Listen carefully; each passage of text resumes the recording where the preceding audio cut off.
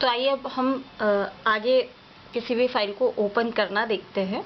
अभी तक हमने प्रोसेस को समझा कि क्या होता है और कैसे किया जाता है, तो मैं अभी यहाँ पे किसी फाइल को खोल के दिखाऊंगी।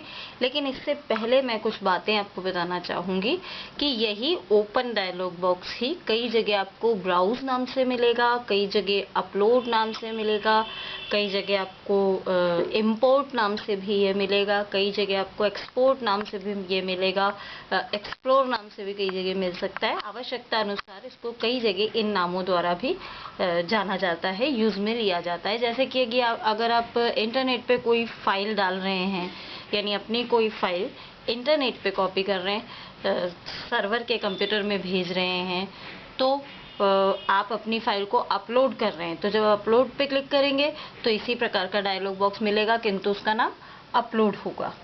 इसी प्रकार से जनरली हमारे वर्ड, एक्सेल, पावर पॉइंट वगैरह और सभी मेनूज में सभी सॉफ्टवेयर्स में इंसर्ट मेनू के अंदर पिक्चर, जिस नाम से हमें एक फैसिलिटी मिलती है पिक्चर या चित्र वगैरह लेने के लिए, तो जब हम पिक्चर पे क्लिक करेंगे तब भी हमें वहाँ से इसी प्रकार से ओपन डायलॉग बॉक्स मिलेगा। आगे जाके पेज मेकर में हमें ये इंपोर्ट और एक्सपोर्ट नाम से भी मिलता है।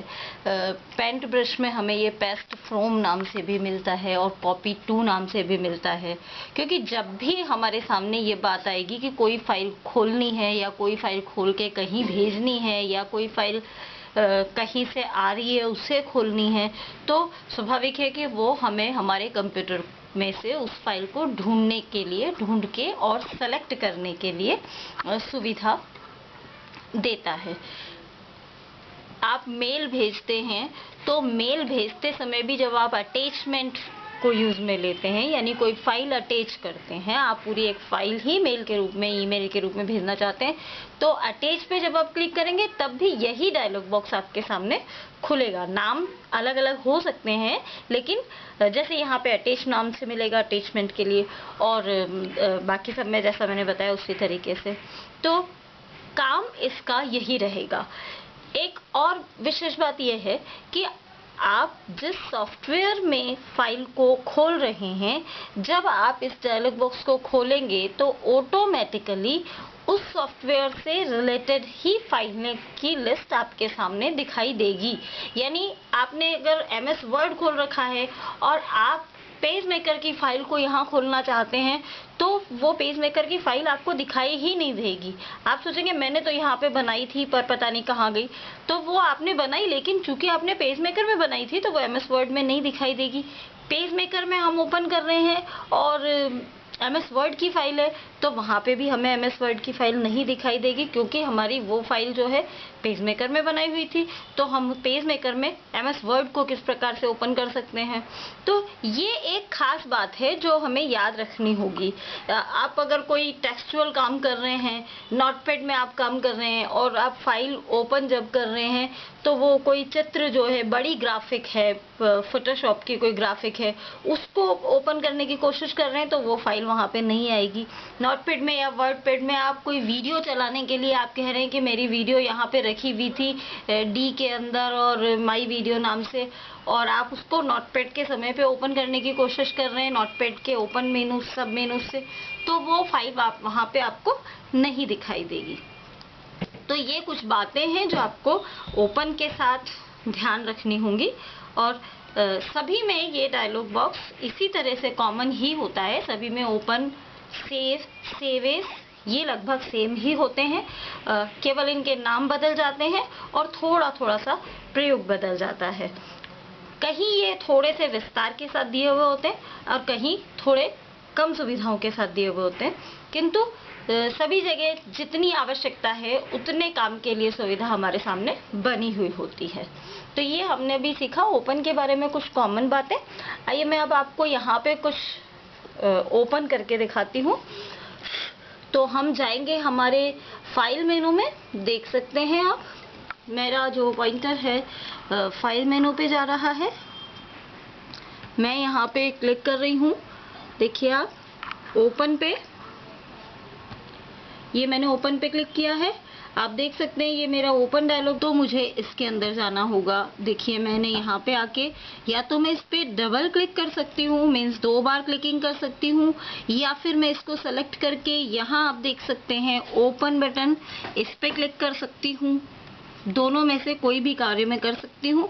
और या फिर मैं इसको क्लिक करके और हमारे कीबोर्ड में से एंटर की को भी प्रेस कर सकती हूँ। ये देख सकते हैं आप, वहाँ टाइप करके हम हमारे एंटर की को प्रेस कर सकते हैं, तब भी हमारा ये वाला काम हो सकता है। तो मैंने भी इस पे डबल क्लिक किया, या जैसा भी मुझे उचित लगा वैसा मैंने किया। देखिए मेरे इसके अंदर फिर फोल्डर आ गए हैं। तो मेरा डी में एडिट एंड ईमेल के अंदर MS ऑफिस 2000 इसके अंदर मैं आ गई हूँ।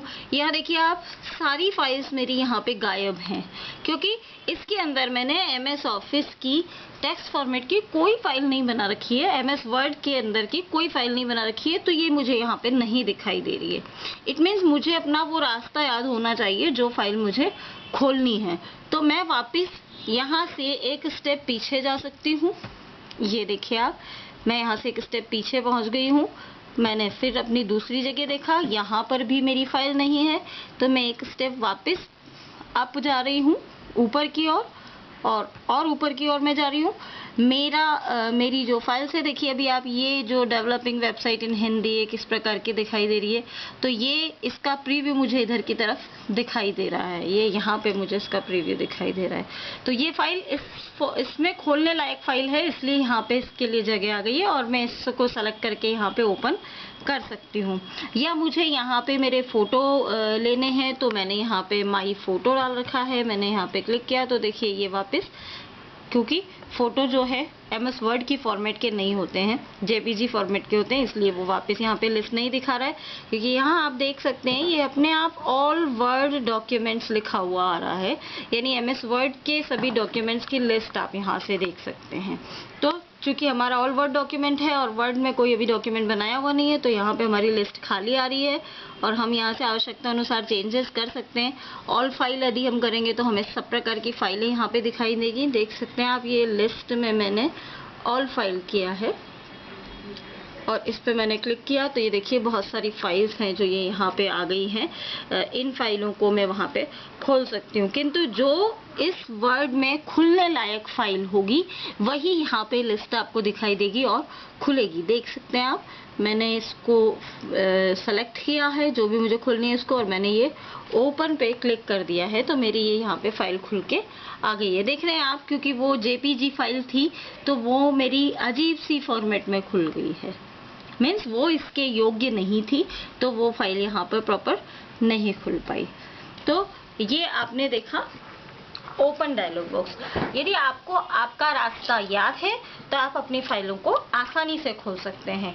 ध्यान रखने वाली बात केवल यही है कि जब भी आप ओपन करें तो आपको वही फाइलों की लिस्ट मिलेगी जो उस सॉफ्टवेयर में खोलने योग्य होगी। जैसे MS वर्ड में ओपन कर रहे हैं हम, तो MS वर्ड में बनाई हुई फाइल ही ओपन डायलॉग बॉक्स के साथ ओपन होगी।